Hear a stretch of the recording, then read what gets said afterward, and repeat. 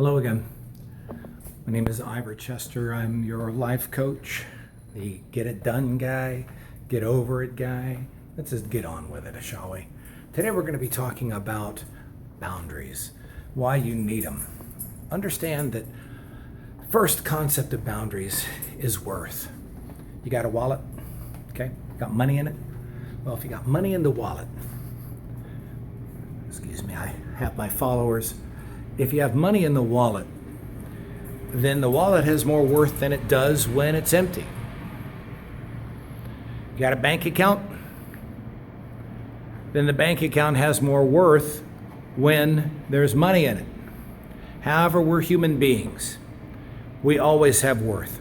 Regardless if we feel drained or not, we still have worth. And we have to treat ourselves like it. I look at it like this.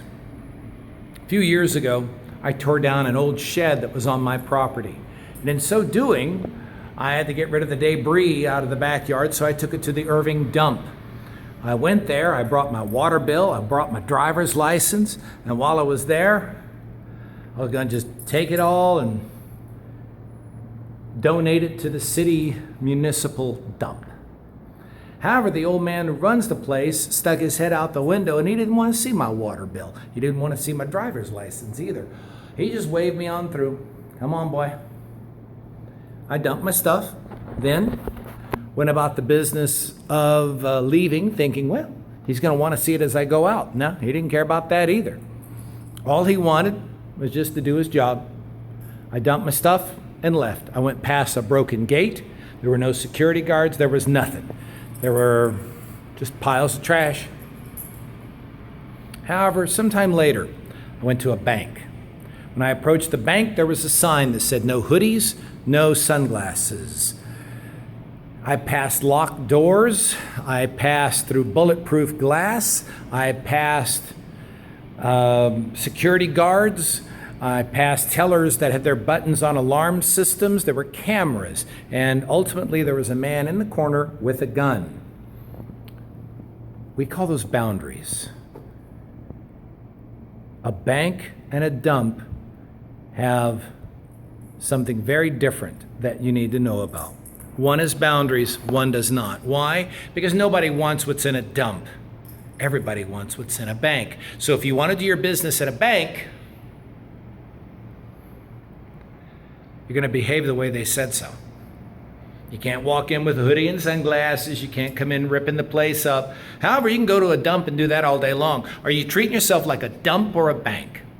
There's your boundaries. That's the difference.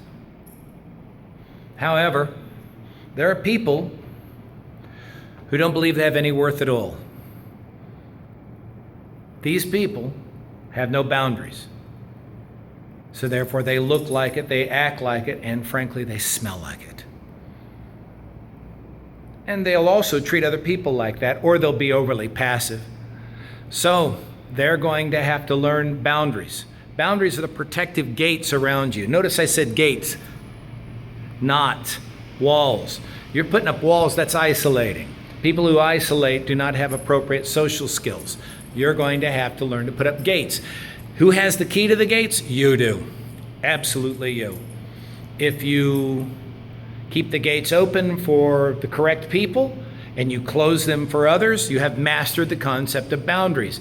The key that most people normally need to learn is what clarifies who needs to come through your boundaries, who gets to come through and who does not. Well, that's your choice. If you're trying to make a change, then you're going to change the people who come in through those boundaries. And you get to decide what behavior warrants them coming through and what does not. You get to say, don't touch me like that. Don't treat me like, don't talk to me like, don't do that around me. Don't treat me, my family, nothing like that. Those are boundaries.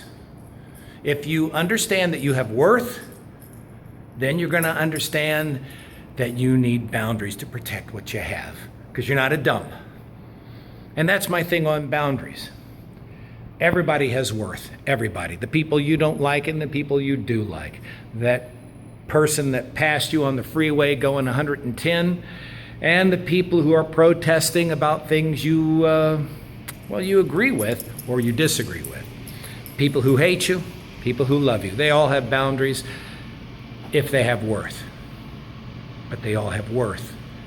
Most of them don't know their own boundaries because they don't know their worth.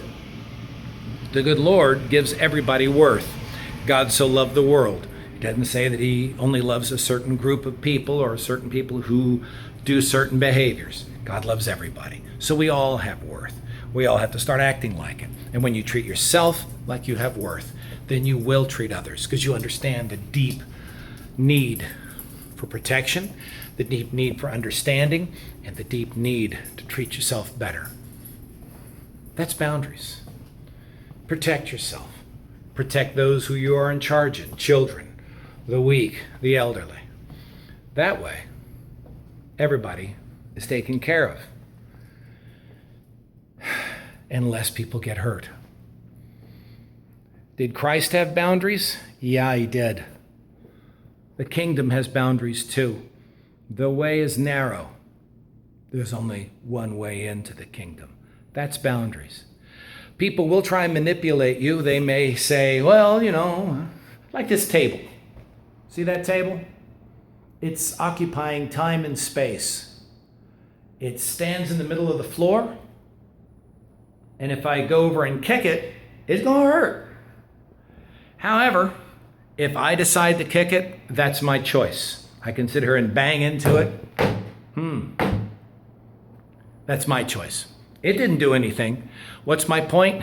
If you have boundaries, there are going to be people who say things like, why are you being such a jerk, man? Why don't you let me do it? Well, okay. If you're trying to take better care of yourself, you're going to have boundaries. You're not going to let people do that.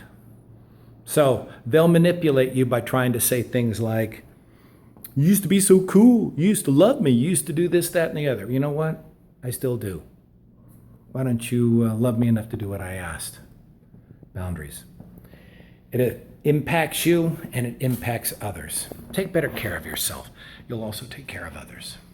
My name is Ivor Chester. This is the area of the hospital I've been telling you about that has been under construction for a few months. They're just about done. They say sometime next week we'll be able to move in. Looks nice, doesn't it? It's been a process. Not all of it's 100% ready. The same with you. It won't be 100% ready when we move in here. But like anything, you don't have to be 100% ready. You just have to start. So start. We're all under construction. The good Lord loves you. My name is Ivor. Thanks for your time.